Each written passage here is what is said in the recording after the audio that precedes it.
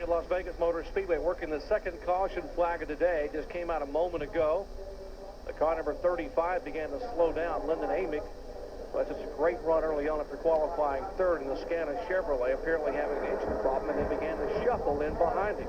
As a matter of fact, he has coasted into the garage here, has Lyndon Amick, and there looks to be some oil on the speedway. The cleanup crew is out on the racetrack. So we see the crew looking under the hood, trying to figure out exactly what might have happened. There's Buddy Barnes, the crew chief, talking to the rest of the crew now. Buddy, a long-time Winston Cup crew chief, and Barry Dotson, the team manager, standing there. Let's see if we can show you what happened. There we see Jimmy Spencer way high as Jeff Green, and look at out the exhaust pipe with the 35 car, Lyndon Amick. And when the smoke comes out the exhaust pipe, that is generally bad news. Well, cannot catch a break. The young man, 2 DNFs to begin 1999, both at Daytona. And then behind them, it broke loose. A couple of cars trying to slow down. Jeffrey Bodine in the 64 car. There's the 10 car, the Alltel Chevrolet of Phil Parsons, taking some evasive maneuvers through the grass as we work caution here for the second time. Let's check in with Ray Dunlap. 9th spot. Trying to chase down Hank Parker Jr. Looking inside.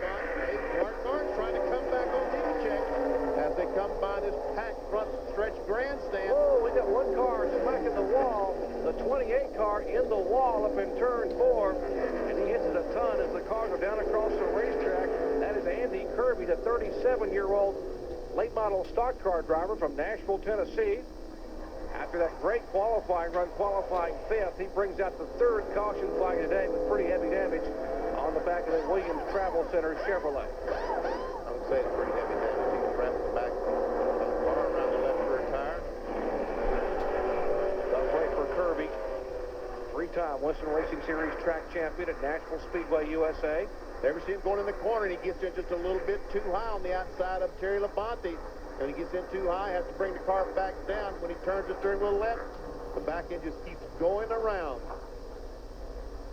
There we see him on the outside. He just turns the steering wheel because he's got to turn the steering wheel to get around the corner. When he does, the back end flies out from under the car and bam! Boy, outside wall. It looks like he doesn't hit that hard. You see the car come to a stop and the whole back end is folded up like someone took a giant trash masher and just mashed it in. There's what's left of Kirby's Chevrolet, hoping to run for Rookie of the Year in 1999, but he took the air off and he lifted a little bit. I thought I had him saved, but it went to the wall.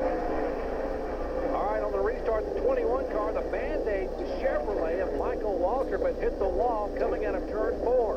On the restart, there's debris up on the racetrack, and they have given the green flag. It looks like some sheet metal may have come off the front of that car. Now the caution is coming back out for the 4th time.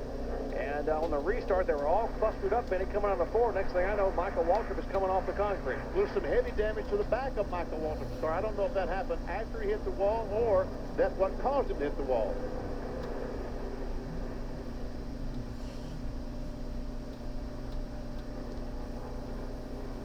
You would suspect that possibly there's the rear end damage Benny was talking about on the back of the car. You would suspect that he probably got tapped from behind. Let's see if we can see on the restart.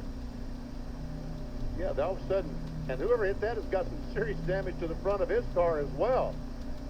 That's the 98 car, I think, of Elton Sawyer that ran in the back of the 21 car. Once the race got started last year, Jimmy Spencer was the car to beat, and it looks like he's marching in the front again today.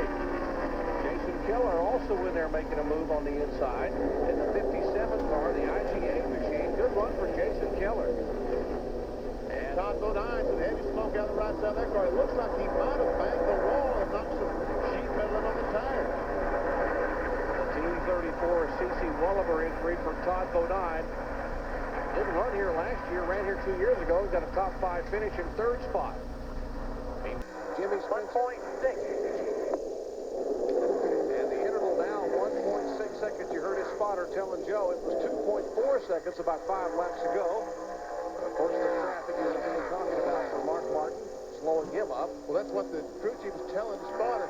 Get to working on these guys and tell them we want to get by as cleanly as possible if we're going to try to have a run on Mark Martin. But you see, it didn't work because he had to go in the corner. He had to back off from McLaughlin, and that would let Mark Martin just drive a little more.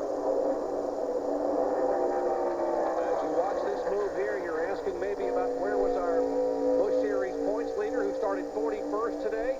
He came into this race with a 10 10-point edge over Matt Kenseth. Well, he is currently being shown in 15th position. Talking about the Bob Evans Restaurant Chevrolet driver, Randy LaJoie.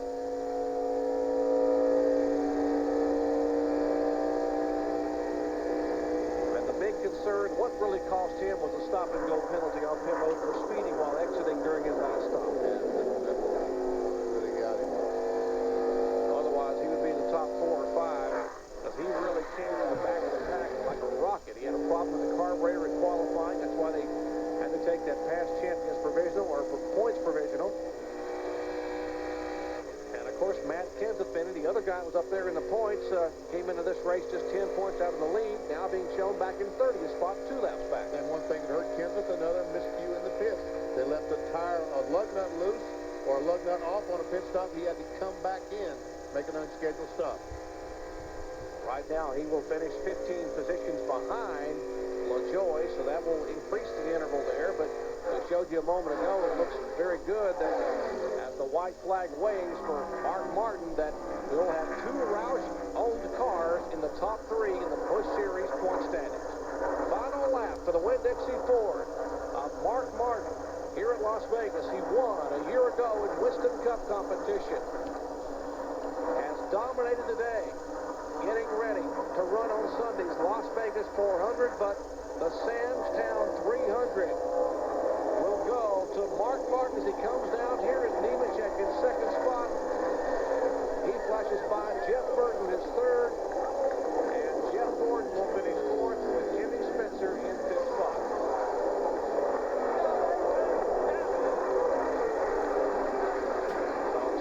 And the Winn-Dixie crew celebrating their victory here in the 3rd stop of the 32 race $14 million NASCAR Busch Series Grand National Tour. When we come back, we'll hear from the winner, Mark Martin, in victory lane.